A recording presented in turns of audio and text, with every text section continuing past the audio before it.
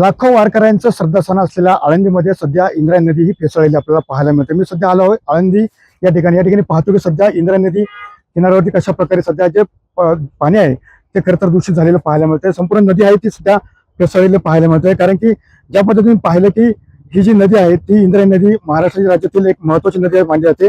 मात्र ही नदी पुणे जिल्ह्यातील लोणावळ्यातील कोरवंडे या नावाच्या उंच डोंगरावरून सध्या त्या ठिकाणी नागपुणी आहे त्या ठिकाणी उगम पावते.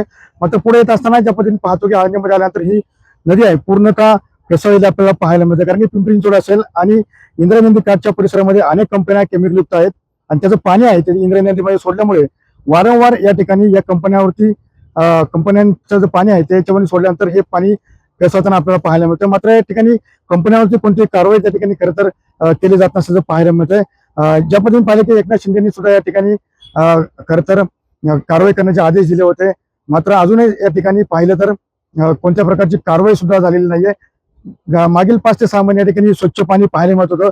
मात्र सध्या ही नदी फेसाळलेली पाहायला मिळते. कारण की उपमुख्यमंत्री एकनाथ शिंदे असं यांनी इंद्रायणीच्या प्रदूषणावरती आणि अधिकरणावरती सध्या धारेवरती धरलं होतं.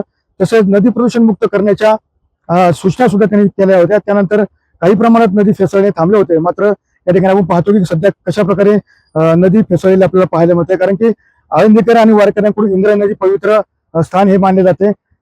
या ठिकाणी अनेक वारकरी या ठिकाणी येत असतात.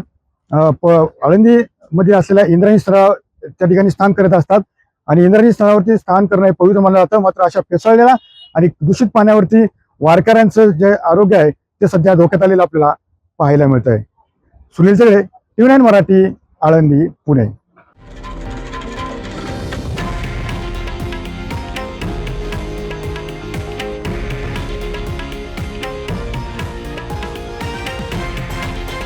हे आहे देशातील नंबर 1 न्यूज नेटवर्क आणि आपण पाहत आहात TV9 मराठी, एकमेव.